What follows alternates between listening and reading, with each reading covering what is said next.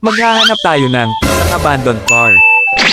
At dito lang yan matatagpuan sa pinakamalaking junkyard. At dito lang yan sa GTA San Andreas Multiplayer. At dito sa mission natin ay kasama ang ating kaibigan na si Pastor Sige Quiboloy. Lindol, stop! Stop! Ang gagawin ko nga pala sa mahahanap kong sasakyan ay susubukan kong gawin itong isang sports car.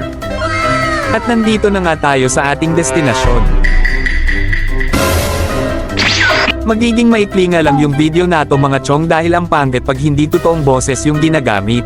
Pero sa susunod na upload ay siguradong boses ko na ang gagamitin ko para mas mahaba ang video. Pero mabalik tayo sa ating ginagawa mga kaibigan. Dito nga ay pupuntahan natin ang isa sa mga lugar na tinatapunan ng mga sirang kotse. At kung balak nyo magpunta dito ay magdala kayo ng katol dahil malamok. At dito nga ay narating na nga natin ang mga kotseng pinabayaan na ng panahon.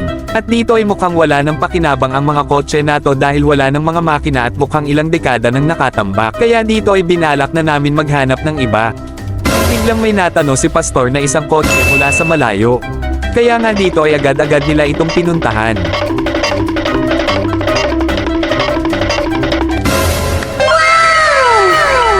Ito ay isang kotseng kinakalawang na pero pwede pang sakyan. At dito ay nagtawag na si Pastor ng isang ekspertong mekaniko. Ang kaso ang natawag niyang mekaniko ay yung mekanikong hindi eksperto.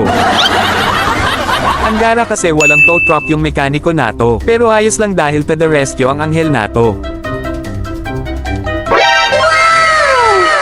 Hindi na nga bumalik dito yung mekaniko kanina. Pero ayos lang dahil meron namang isa pang dumating na mech. At siya ay si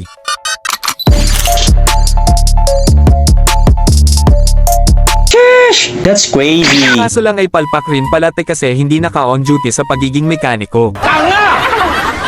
At dito ay nakabalik na ang ating mekaniko. Ipapahatak ko na nga ang kotseng sira sa kanya.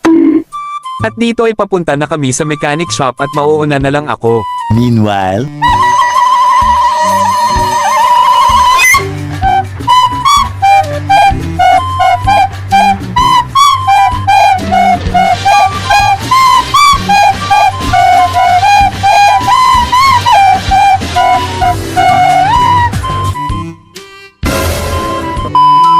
At sa wakas ay nakapunta rin ako sa mech shop.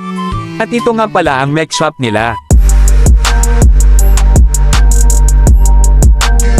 At dito ay nag-uusap na kami ng ating mekaniko.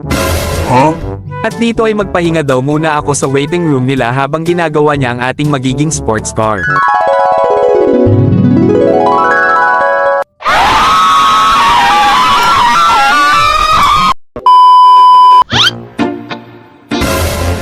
Ngayon na nga natin malalaman kung naging maayos ba ang gawa ng ating mekaniko. Nai-excite na ko, pero tignan na natin.